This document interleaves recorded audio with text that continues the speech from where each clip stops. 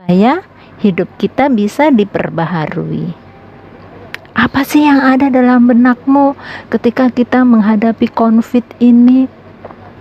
Dengan adanya pandemi ini, seluruh dunia loh, seluruh bangsa loh, mereka semua pada rasa ketakutan, ada rasa kekhawatiran.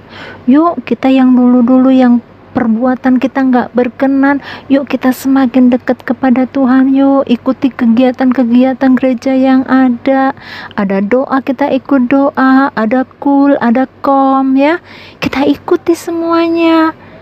Jangan merasa, waduh capek kak, saya capek dari pagi hari, saya sudah kerja, sekarang harus ikutin itu.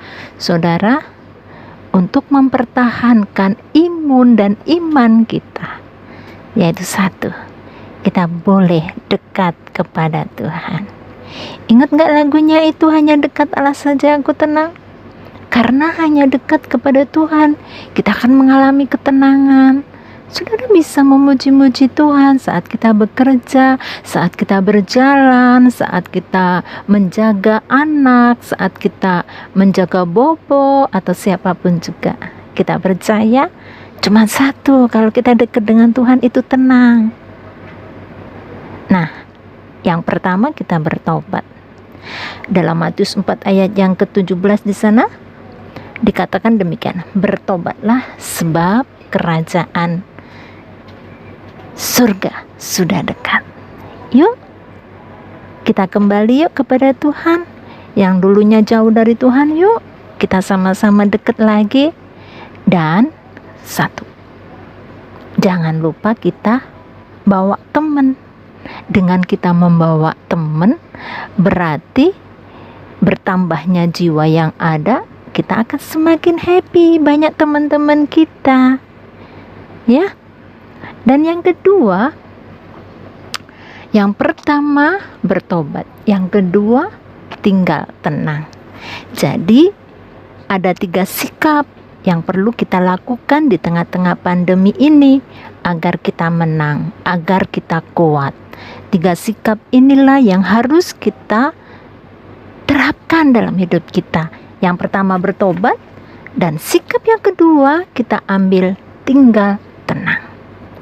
Tinggal tenang itu emang saudara ya, kalau kita punya masalah, kalau kita punya apa-apa, rasanya nggak bisa ya kita mau tenang. Rasanya maunya cepet-cepet, seperti kita bikin mie instan, cuma dikasih air panas bisa jadi deh. Nah, pandemi yang sedang berlangsung mengakibatkan resesi ekonomi di seluruh negara. Resesi ekonomi mengakibatkan masyarakat dihinggapi ketakutan, kekhawatiran akan masa depan.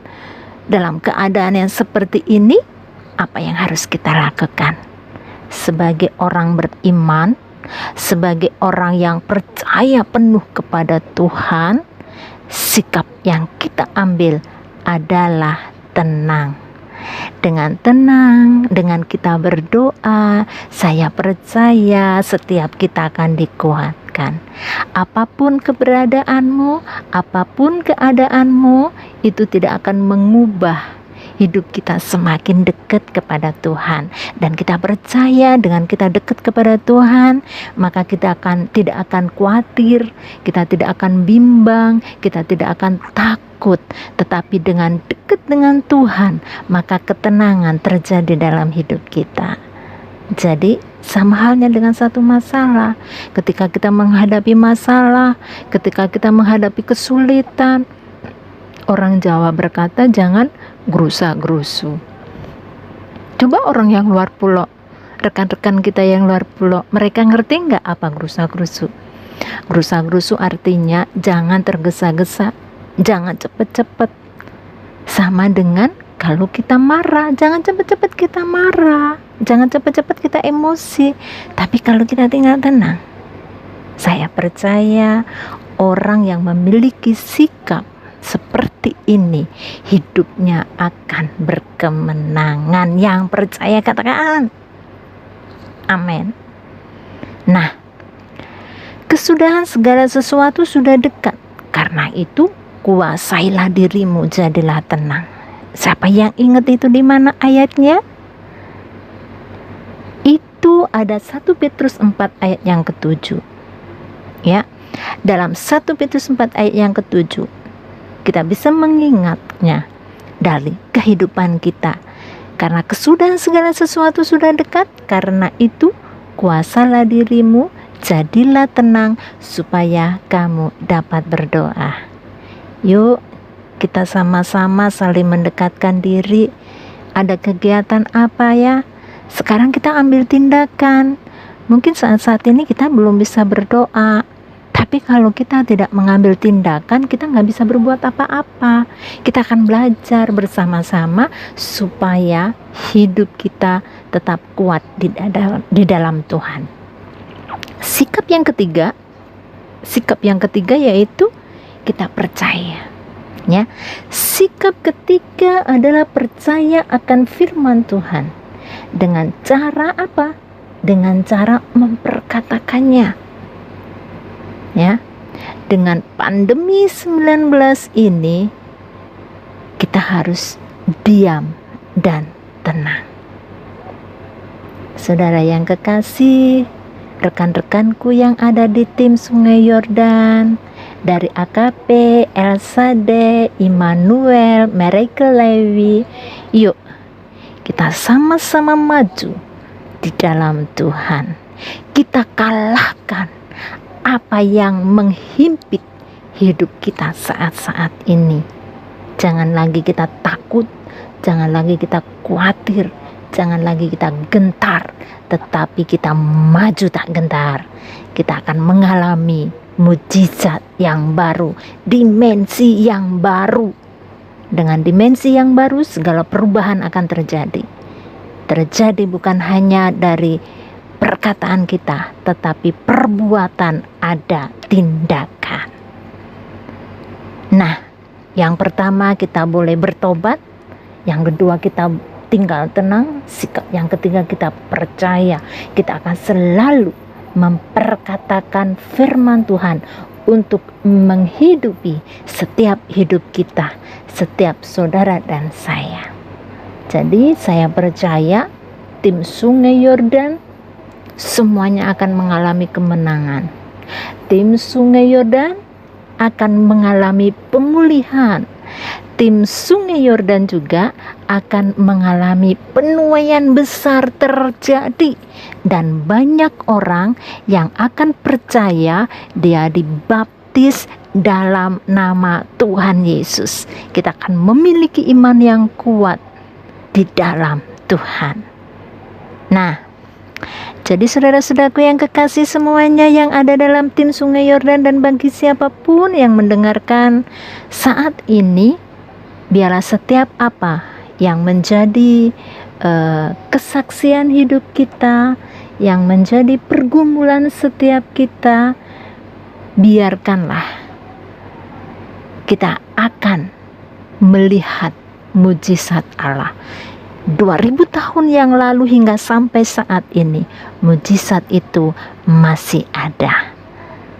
Adakah perenungan dan refleksi dari masing-masing bertanya kepada Roh Kudus, apa yang masih salah dalam kehidupan pribadiku masa-masa lalu?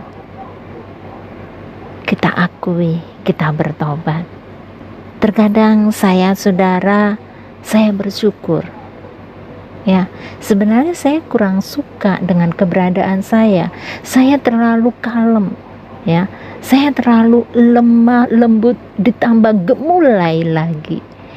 Terkadang saya kurang menyukai itu. Sebenarnya saya ingin, tapi karena keberadaan saya, tapi saya tetap mengucap syukur. Dengan segala sesuatunya, Tuhan akan mengubahkan dalam setiap pribadi saya untuk menjadi umat yang berkemenangan.